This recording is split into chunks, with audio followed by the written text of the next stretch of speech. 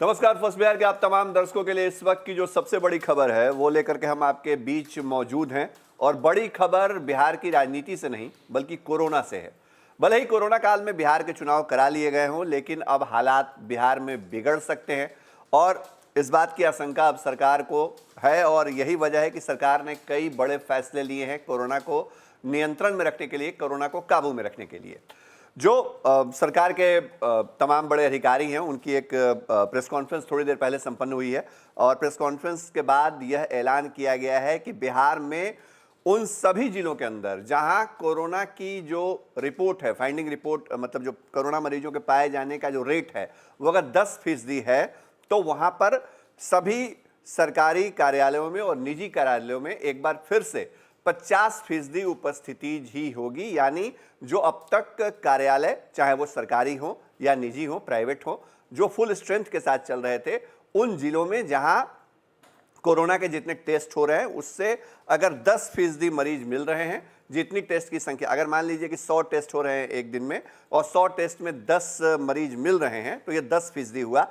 तो इस लिहाज से समझ लीजिए कि अगर 10% कोरोना का फाइंडिंग रेशियो अगर है तो उन जिलों में ये पाबंदियां लागू कर दी गई हैं। राज्य सरकार ने इसका फैसला कर लिया है। अब हम आपको बता रहे हैं कि कौन कौन से ऐसे जिले हैं जहां हाल के दिनों में बिहार के अंदर केस बढ़े हैं और वहां 10% से ज़्यादा केस मिल रहे हैं। देखिए, सबसे पहले जो अगर बात करें तो इन जिलों में बेगूसराय, जमुई, वैशाली, पश्चिम चंपारण और सारण ये जिले शामिल हैं। यहाँ पर जो और साथ ही साथ जो पटना जिला है, राजधानी का जो जिला है पटना जिला, वो जिला भी इससे इफेक्टेड है और यहाँ पर ये गाइडलाइंस जारी कर दी गई हैं सरकार की तरफ से। सरकार ने यह फैसला किया है कि यहाँ पर अब चाहे वो सरकारी कार्यालय हों, चाहे वो प्राइवेट ऑफिसेज हों, दोनों जगहों पर जो मैन पावर है वो 50% तक ही सीमित रखा जाएगा। इसके अलावे हालांकि सरकार ने यह कहा है कि हम अभी 1 लाख टेस्टिंग पर डे कर रहे हैं। शादियों का मौसम है तो शादी विवाह को लेकर के भी गाइडलाइन की चर्चा की गई है।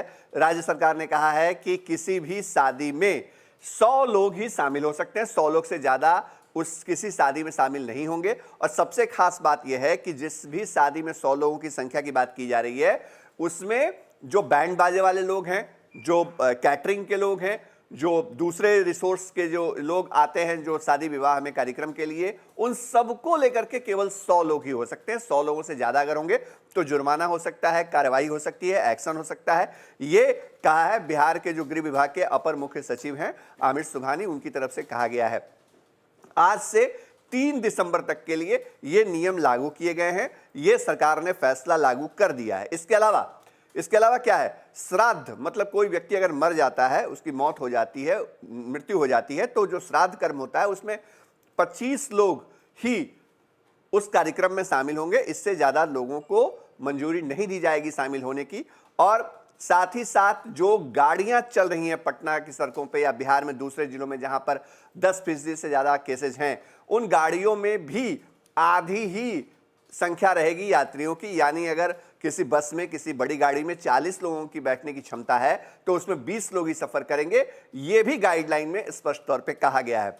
हम आपको और बता रहे हैं, जो बिहार सरकार के अधिकारी हैं, चाहे वो स्वास्थ्य विभाग के प्रधान सचिव प्रत्यय अमृत हों या फिर गृह के जो अपर मुख्य सचिव हैं आमिर सुबहानी, उन्होंने जो प्रेस कॉन्फ्रेंस करी है इसमें उन्होंने कहा है कि हमने भारत सरकार के जो तमाम गाइडलाइन हैं उसको फॉलो किया है और इसके बाद हमने ये फैसला किया है, जो फैसला अलग से हम बता रहे हैं। तो सरकार की तरफ से ये आशंका जताई गई है कि कोरोना हवा पानी के जरिए भी फैल सकता है। अब तक था कि corona man to man connectivity या कोरोना संक्रमित व्यक्ति के संपर्क में आने से हो सकता है, लेकिन अब हवा और पानी के जरिए भी कोरोना फैल सकता है। और इसी आशंका को देखते हुए कार्तिक पूर्णिमा जो अभी आने वाला है, कार्तिक पूर्णिमा के मौके पर सरकार जो है वो विशेष सतर्कता बरत रही है। सरकार ने स्पष्ट तौर पर कहा है कि जिस किसी की भी उम्र 60 साल या उससे ज़्यादा हो वो घरों से न निकले, वो अपने घरों में रहें। इसके अलावा कई अन्य भी फैसले जो हैं वो लिए गए हैं। कोरोना को लेकर के एक बार फिर से बिहार में हाई अलर्ट की स्थिति है। हम आपको लगातार हर अपडेट देंगे और कोरोना से जुड़ा जो भी फैसला सरकार अपनी गाइडलाइन में दे रही है उससे हम आपको अपडेट करते रहेंगे। बने रहिए फर्स्ट बिहार झारखंड के साथ। नमस्कार।